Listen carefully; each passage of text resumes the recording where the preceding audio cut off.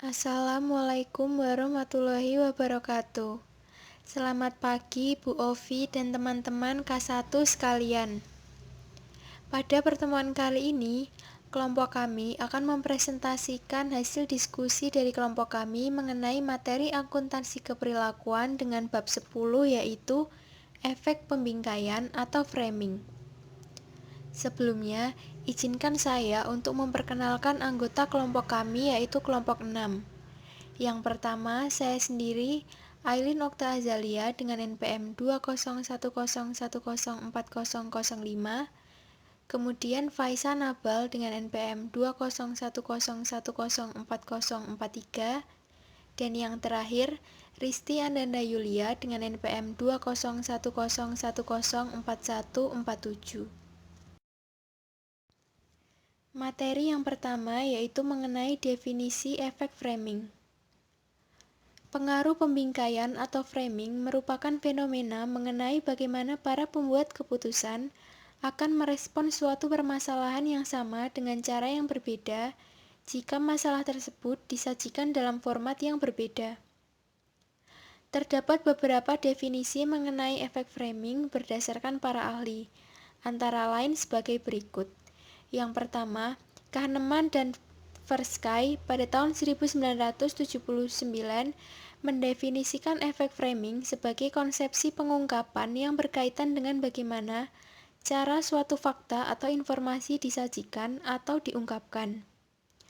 Yang kedua, Bazerman pada tahun 1994 menjelaskan bahwa efek framing merupakan sebuah fenomena yang mengindikasi pengambilan keputusan akan memberikan respon dengan cara yang berbeda terhadap masalah yang sama jika informasi tersebut disajikan dengan format yang berbeda, termasuk penggunaan bahasa yang berbeda.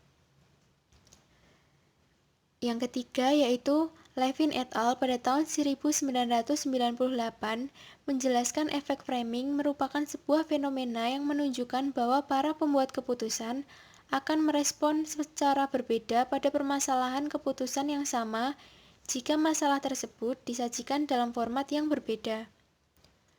Dari beberapa definisi tersebut, dapat disimpulkan bahwa efek framing merupakan fenomena yang menekankan pada permasalahan keputusan yang sama dengan frame yang berbeda.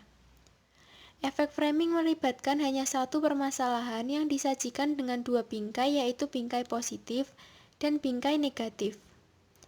Pembingkaian atau framing merupakan salah satu penyebab terjadinya bias dalam pembuatan keputusan. Materi selanjutnya yaitu perbedaan efek framing dengan efek refleksi. Yang pertama, menurut Levin et al. Pada tahun 1998 menjelaskan bahwa pada dasarnya efek framing dengan efek refleksi merupakan dua hal yang sangat berbeda. Efek framing lebih menekankan pada satu permasalahan keputusan yang sama dengan frame yang berbeda. Sementara efek refleksi lebih memfokus pada dua permasalahan keputusan yang berbeda. Yang kedua, menurut Kahneman dan Tversky pada tahun 1979 menjelaskan bahwa pilihan risk-averse untuk domain untung dan pilihan risk-seeking untuk domain rugi sebagai fenomena efek refleksi. Sementara efek framing melibatkan satu masalah dengan dua frame, yaitu frame positif dan frame negatif. Yang ketiga, Lee menjelaskan bahwa efek framing merupakan fenomena yang berkaitan dengan perubahan dalam deskripsi yang berbeda atas permasalahan yang sama. Sedangkan efek refleksi menjelaskan fenomena pembuatan keputusan yang memfokus pada tanggapan berbeda karena adanya dua permasalahan yang berbeda. Efek framing dalam keputusan individual kelompok.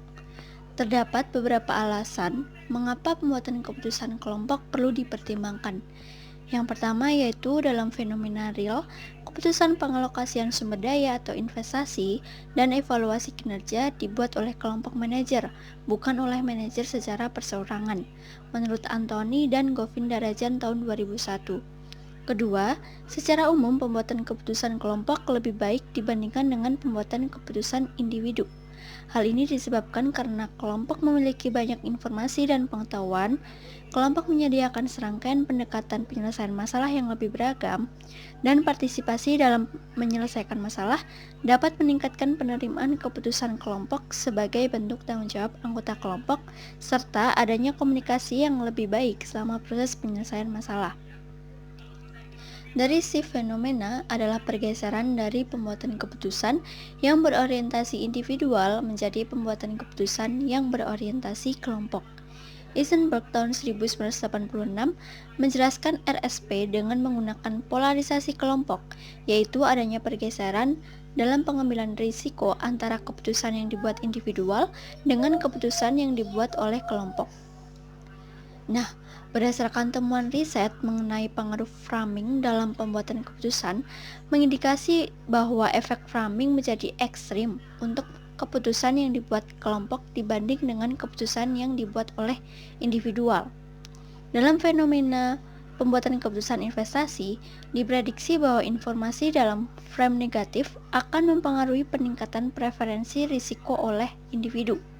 Sedangkan pembuat keputusan kelompok diprediksi akan menunjukkan peningkatan preferensi risiko yang lebih besar dibanding dengan pembuatan keputusan individu. Pada kondisi frame positif, baik pembuatan keputusan individual maupun kelompok diprediksi akan menunjukkan penurunan terhadap preferensi risiko.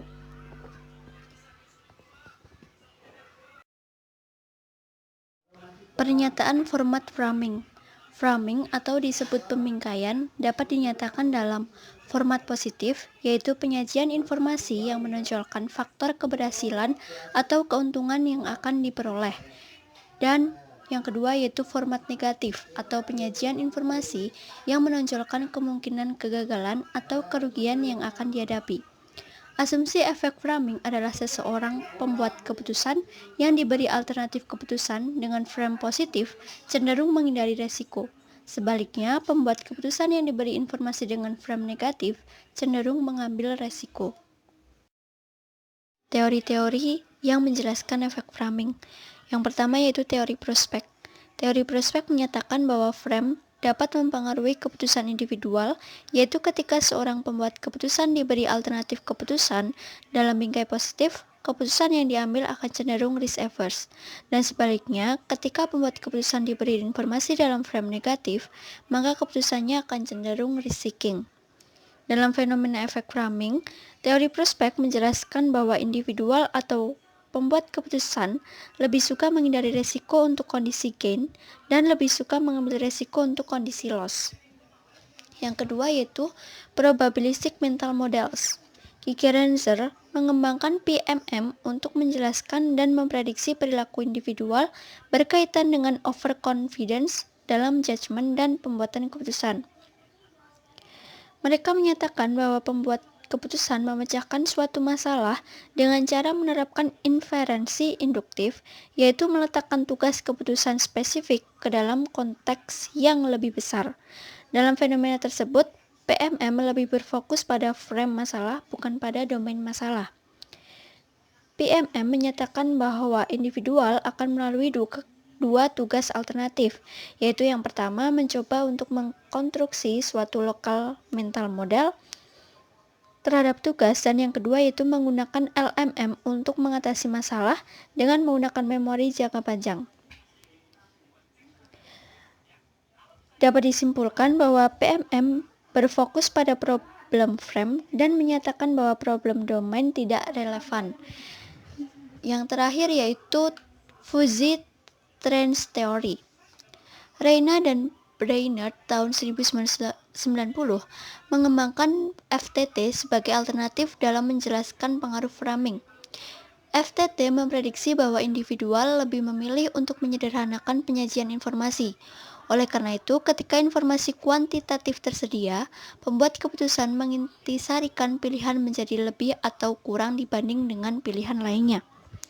Asumsi yang mendasari FTT adalah individual lebih menyukai alasan penyederhanaan dalam penyajian informasi kualitatif dibandingkan dengan penyajian informasi yang detail atau kuantitatif, kecuali jika informasi tersebut tidak dapat disajikan secara kualitatif. Yang berikutnya adalah cara memitigasi bias efek farming. Efek pembingkaian atau farming merupakan salah satu penyebab terjadinya bias dalam pembuatan keputusan.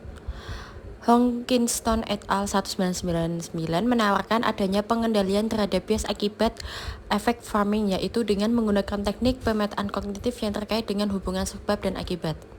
Wake and Goodwin menyatakan bahwa bias farming bukanlah faktor penting dalam pembuatan keputusan dan teknik kasual kognitif mapping tidak mampu secara efektif membatasi terjadinya bias farming.